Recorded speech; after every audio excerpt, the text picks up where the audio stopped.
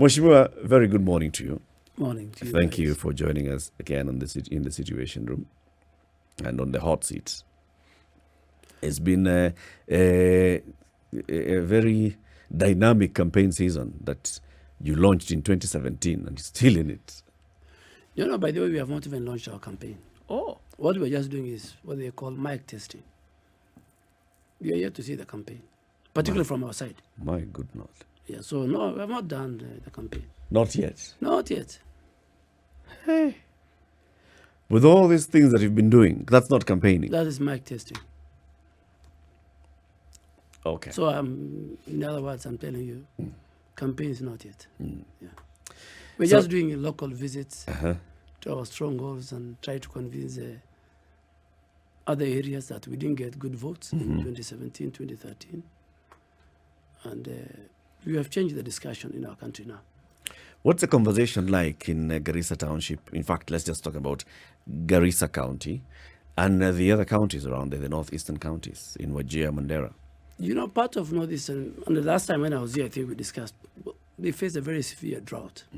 Parts of north now has got substantial rain, Garissa County included, but Marsabit, you're saying, Isiolo, Turkana is still very, very bad.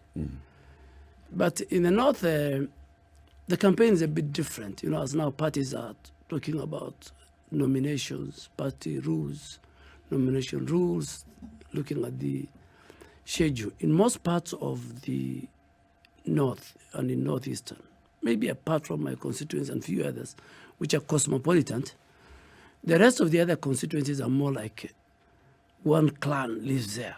So they will do their own clan nominations. And so we are watching as a party. What we only can do is just watch what the events unfolding among the clans. And the moment they produce a candidate for either gubernatorial, Senate, or National Assembly, you pounce on the candidate. We go and poach that candidate. Take us through what happens, actually. Now, it's interesting you've brought that out. How is it that this, what do you call it, City? Negotiated democracy. Yeah. How does it work? If you ask me, the concept of negotiation democracy ideally was a good concept because it is principled on making sure that nobody is left behind. The seats at the county and the national level are shared among the various clans. There are big clans, there are medium clans, there are minorities, so that nobody is left. That is the principle behind the people who introduced that concept. Because, ideally, people at the north used to fight over pasture, water, over supremacy, clan supremacy. So with the advent of devolution and the resource availability and governance structure at the bottom of the pyramid, I think some people felt that for us to get the benefit of the devolved system, we must be fair and equitable sharing of resources and power. But now what it has done, and I'm very sorry to say that, is that it has produced a very incompetent leadership in the National Assembly, in Senate, and the counties. How? Because, when a clan gets an opportunity to produce a member of parliament, in that whole arrangement, they leave the concept of, okay, fine, you have got an opportunity to produce a member of parliament, but you must give the best of the best. Yeah. So they just bring a son of a prominent elder or daughter is given. So if you ask me, because I've been around and I've looked at the leadership, so that's why you see a lot of serious issues are happening in the north, from extrajudicial killing, census issues, insecurity, and you rarely hear the elected leaders articulating either on the floor of the house or outside. That's one. Two, I think that's also brought the element of corruption at the county level. Because the governor didn't go to look for votes and he didn't convince, he didn't have a plan. He was just told, this is our son, and maybe he's not even competent. So, and he says, fine, the next minute I'll go and buy the same clan elders. So it has also created, elders used to be highly respected in our community. They're not anymore. Not anymore, because if you put them in a room and you give them money, they will not even ask you, what was your scorecard? What did you promise the people? Have you delivered? So right now, there is, in fact, in the last 3 months, there is now an emerging group of professionals and leaders who are saying, no, I think ultimately let the people choose their leaders. So this election, they tried in 2013, the clan negotiated democracy. 2017, it's not as popular as it was in 2013. And some people are saying that this election will be the last nail on that negotiated democracy. But so I can hear what you're saying. So the negative sides of this is what you're saying: poor quality of representation, Yes. a sense of lack of accountability, because you don't feel like you owe anything to the people. Yes. You owe it to a few vocal clan elders. But the positive side is that there's peace and harmony in the region. There's a calmness and understanding of we have all participated in contributing to the leadership that we have, right? Yes. Isn't it possible for then this negative to actually be dealt with? Such that if, for example, your clan is the one that has produced a member of parliament this time, Yes.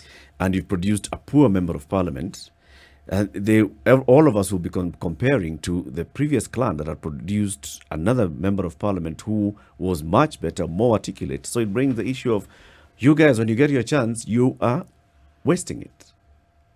It creates that competition, and also it raises the bar on the quality of leadership that you get eventually. Yeah, I agree with you. Even, the principle was equity in resource allocation and sharing. So if that government did not share the resources equitably, even the minorities that were to benefit from that equity and create a just society and stable society. All conflicts in the world, including even in the northern Kenya, is about resources and power. So the other letdown was that even if however competent the governor can be or the member of parliament can be, if there was an element of fairness and equity, there are even, other communities that have come to live there, other Kenyans, from the diaspora, in urban centers. So completely they have been left out. They are not considered in the recruitment of the county. And one of the most sad things that I have seen, because I was there a leader before the advent of devolution, and now, like my constituency has the largest referral hospital, Garissa PGH. And during the first 5 years before my leadership and devolution was not there were very competent surgeons, and the people who were running that hospital who were not from the north. But when devolution came in, then there was the element of nepotism. Young doctors who left the university the other day were told to run that hospital. The guy who was running Mama Lucy Hospital was one of the superintendents of that hospital. There was a lady called Dr. Khadija, I think, from Coast. So when the devolution came in, and that element of negotiated democracy, they say, this is our government. So they try to throw away all other competent, qualified Kenyans. And that is much felt, I think, across the country in the health sector. So I think the people of the North have, particularly among the Somali community, they have had 10 years to analyze the pros and cons of negotiated democracy. And in fact, right now, if you go to the North, there will be two sets of candidates.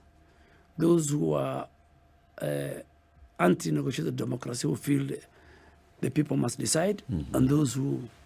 And then, again, the other thing that is coming up is when these elders sit down, I've never subjected myself since 2007 because, in my constituency, it's very, very unique.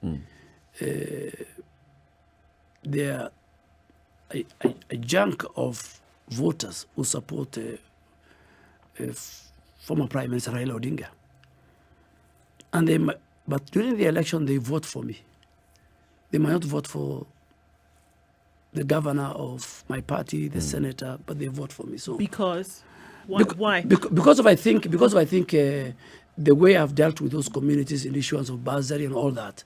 So they feel with my leadership, they're okay. So, because I'll give an example. In last election, I got 24,000 votes in last election. But if you look at the president, Uhuru Kenyatta, the governor who was on Jubilee, the senator who was on Jubilee, and the women rep, they got between 15 to 17,000 votes. And when I went to look at that, I realized that in predominantly polling stations of NASA then, my numbers and that of Honorable Raila Odinga were not very much. The gap was not, he gets 90, in one polling station 95, I get 80 or I get 70. So now people are saying that, fine, I think we need to give the people to decide. Two, these elders, even if they nominate you today, that's it. They don't give you resources. You know, if the elders were giving me 50 million, 20 million to campaign, I will make every morning. I will make a pilgrimage the way I do it to Mecca, you know, every year. But now you sit there. The elder, in fact, wants you to buy him a cup of tea after the endorsement. So they're inconsequential to you. You know, if you endorse me today, and you give me 20 million, it makes my campaign fundamentally different from others. So I don't see, but the beauty, but myself, you ask me, the main problem I have seen is that from our region, and our region, most of the MPs who come are people educated. It has led to competence. You know, you can't sit in parliament. A certain serious issue, not even about your region, but a certain national issue is being discussed. You know, a bill that affects, or the finance bill, and you sit there for 5 years and you have never spoken. I don't think that is the essence of. But you know, Mheshimiwa, I like what you're saying, because what you're talking about is the inevitable winds of change that must come about in every community. Yes. Okay. But you have been a member of parliament for a very lengthy period. Not lengthy, 15 years now. 15 is lengthy. Most people have one term and they tend to forget that they were ever even in that august house. 3 terms indicates with great clarity that there is something that you got right. Yeah. You have even moved parties and it has not affected your popularity. That's what I'm saying. You got your formula right. And so the people who vote don't seem to care very much on which party you are actually in. Now, that is you.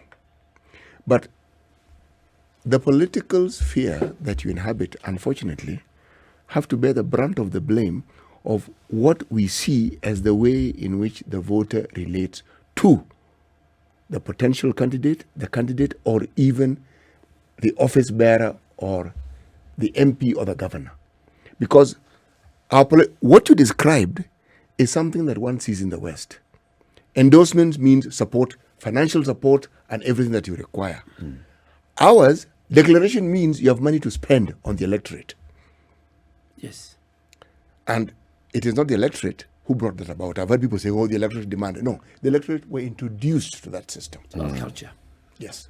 And so when they demand, they are just living up to the culture. Now, what you are saying is, how do you get people to look at this culture, examine it, and think differently?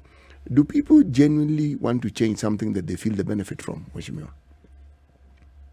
I think there's many things we need to do about the politics in our country, the political culture. I mean, that discussion, I think, is one we should have all of us together.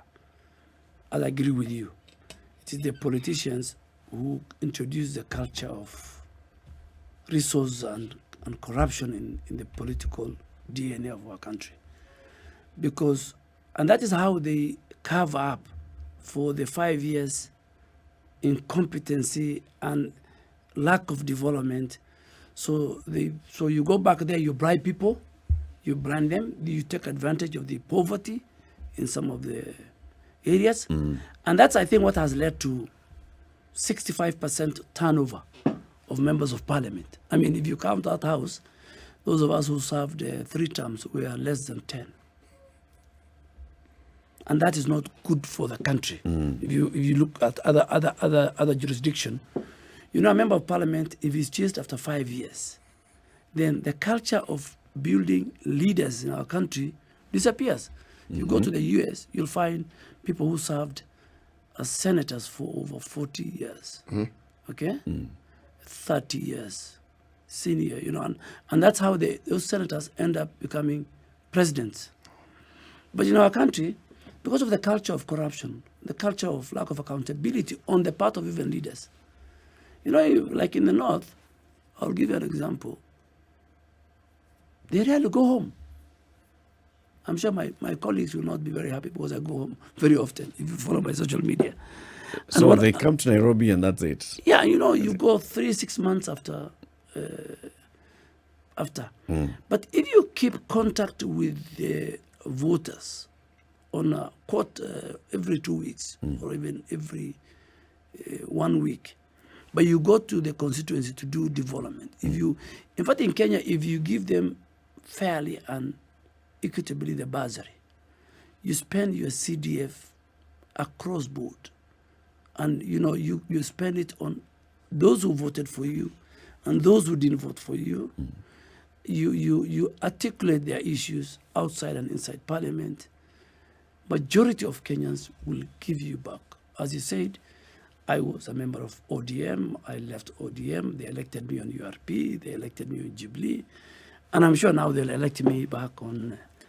So you do. So I think, as you said, the political culture in our country, and that's why you see, even at the national level, as we approach the general election, you watch in the evening the television from various political formations.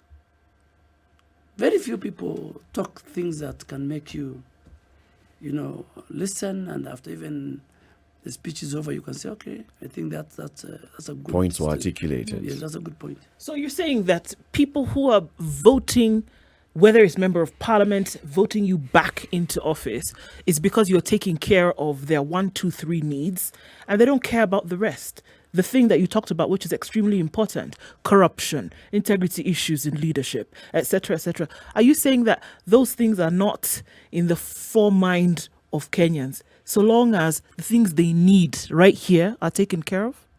No, I think you must deliver as a leader. You must not deliver 100%, but you must deliver to the people. And you know, as a member of parliament, Kenyan members of parliament are very lucky. They have 100 million kitty, you know. Bursary is very critical to the voters and to our constituents. So if you accountably distribute the 45 million bursary kitty, and you do it fairly, there will be many people who will vote for you because of bursary. You have taken a burden from their children. Issues of road, you need to work on, you know, the kitty that we get for roads, the rural roads. But there are members of parliament, you know, who go there, they work with the engineers and they eat the money. There are people even, you know, the sad thing is, there are people who produce, you know, ghost student list for bursary. For bursaries. This country, you'll see crazy things. Same thing with, you know, like Garissa, for example, now. We receive about 8 billion county allocations, resources. And 8 billion, let's even say 3 billion goes to, because most counties are overstaffed. You know, they have passed the ceiling provided by the PFM Act.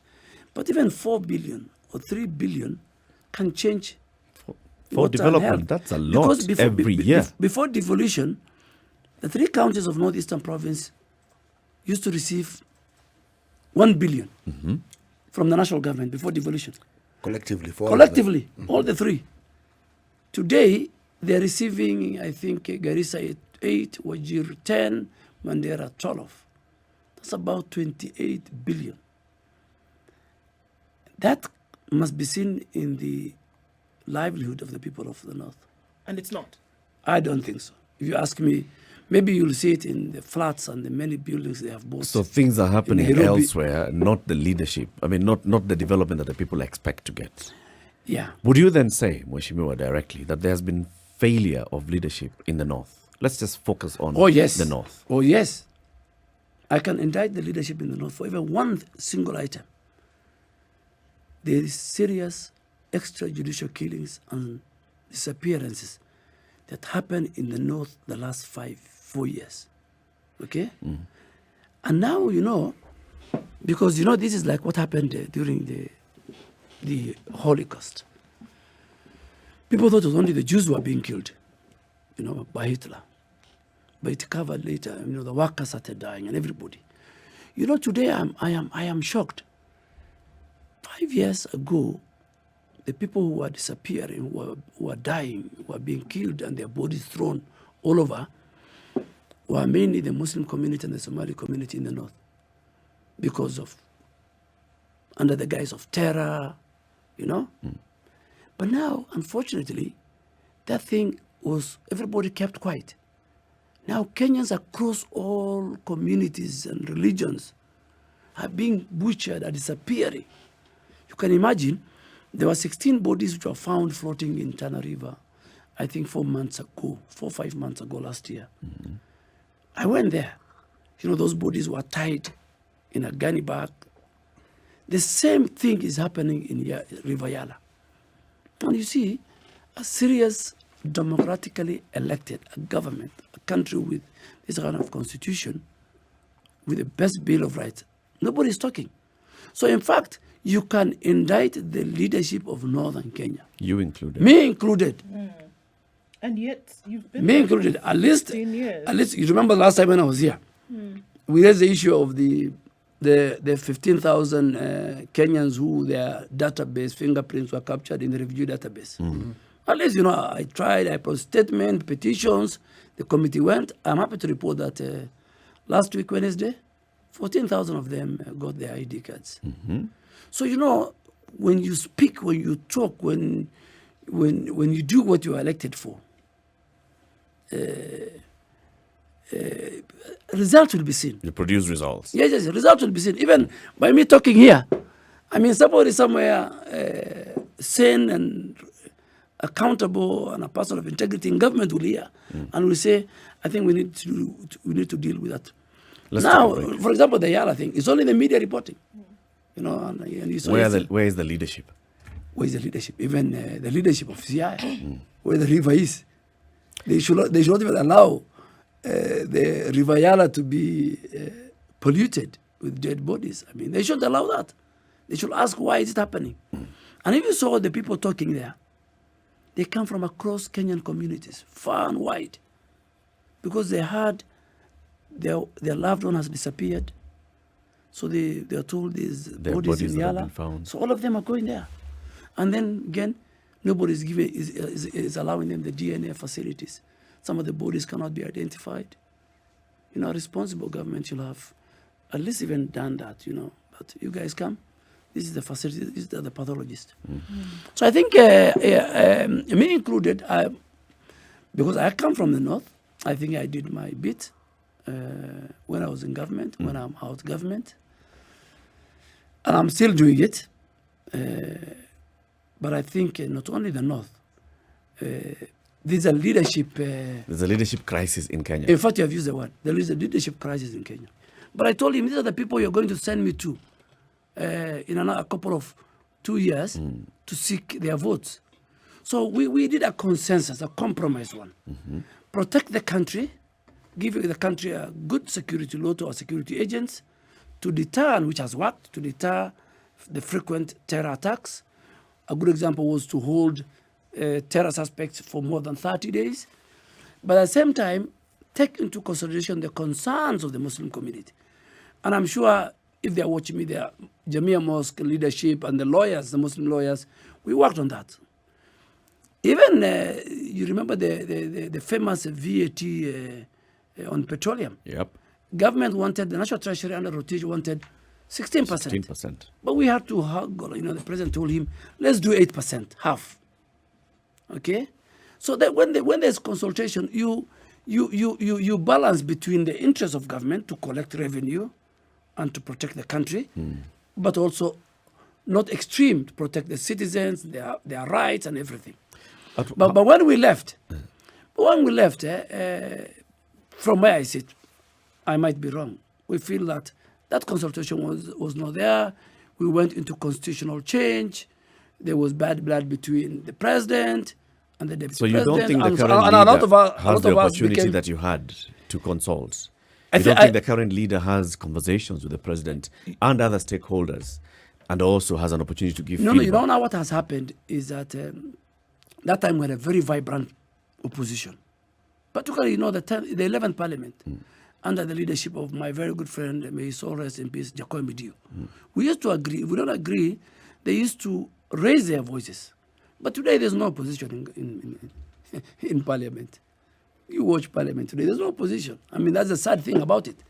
And that's why, if you ask me, I've worked with Honorable Raila Odinga. One of the if there's a person who has lost big time in the handshake between President Uhuru Kenyatta and Raila Odinga, it's Raila Odinga. Raila Odinga, when I joined his party in 2007, not that I knew Raila Odinga. Raila Odinga has certain credentials. He was the father of the guy who could fight for good governance, integrity, anti-corruption crusader. Even the pastoralist in Marsabit, his rights are violated. He knew the only person who could speak for him was Raila Odinga. Today, as we sit here, Raila Odinga has lost all those credentials. Why do you say so? No, he has lost. What do you use? Under the, let me tell you how he lost. Since 2018, today we have got serious extrajudicial killing and disappearance. We have not heard the voice of Raila Odinga.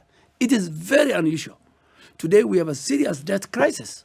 I mean, Raila Odinga in the first 5 years of Jubilee. He told you about Eurobond. No, you could speak about Eurobond, you could speak about NYS, you could speak about... Raila Odinga not talking about KEMSA. He's quiet. And the reason is because maybe part of his team is involved in that KEMSA thing. Raila Odinga is not talking about the debt crisis. Raila Odinga is not talking about the violation of the rule of law. He used to defend the judiciary, an independent institution. Raila Odinga is not talking about the use of the criminal justice system. So now the new opposition, which is your side of Jubilee. I am the, in fact, in the House, I tell them I am holding brief. You're holding brief for the opposition. As the opposition leader. But then we must have an opposition. But you don't hear your voice. We don't hear your voice on all these matters. We don't hear the voice. No, you don't watch Parliament. We don't hear the voice of your leader, the Deputy President, talking about extrajudicial I am the one. I can only speak for myself. We are not hearing the leader of opposition now, the new leader of opposition, talking about the debt crisis. We are not hearing the leader of opposition now talking about all these things that are ailing. Where have you been yesterday? Yesterday in our parliamentary group, I need to have carried our statement. We talked about, even the leader himself talked about the debt crisis. We talked about the extrajudicial killing. We talked about the various bills that are coming to the House, which we feel have serious constitutional issues, including the election laws. But we talked about even increasing the revenue allocation to counties. Actually, this current... So I think if you watch me from this afternoon, I mean, since I became a ranking member, every statement that I raise is a statement that touches on the lives of the people of Kenya, not even my constituency. I have raised about the debt level. I have talked about the budget, and how our budget is not balanced. I know Musalia Mudavadi, what he said, that we collect 100 shilling and we spend... We spend 70 on... 70 paying back debts. And it's very sad. For the first time in this country, we are borrowing to pay salaries. Let me ask you this question, Mheshimiwa. When you were leader of government business, were you really in a position to say some of the things that you can say now? Let me tell you, that's why I'm saying, when you are the leader, when you are the president, when you are the minister for finance, you have a leeway where you can fix so many issues and reach a consensus, even with the president behind the scene, so that you don't need to come out and contradict. If you can fix the problem out there, then you don't need to raise it. But when you are not in government, and you're a member of parliament, the Constitution gives you that power as a budget-making house to raise that issue. If you don't raise it and you don't read this, the order paper, you come to the house and you become a voting machine. I think, in my opinion, and in my opinion, then you ought not to be in that house. And I think I was lucky because when I joined Parliament, I think there are many great leaders who inspired me then. You know, the likes of Muthui, Kilonzo, Mother Karua, James Orengo, people, you know. Well, that time the legislature was very, very vibrant.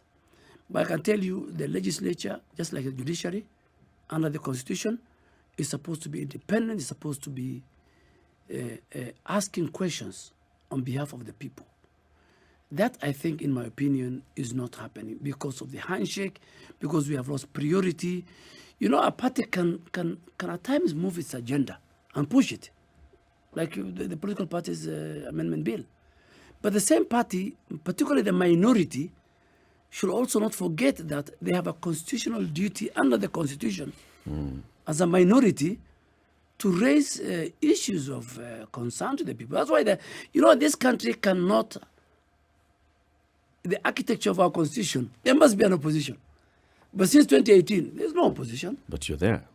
No, I mean, I'm just filling a gap. In fact, ideally, I should have been speaking for the people of Garissa Township on the onset. But we have a minority leader and his leadership who occupy certain privileged positions. The chair of Public Accounts Committee, the chair of Public Investment Committee, the chair of Delegated Legislation.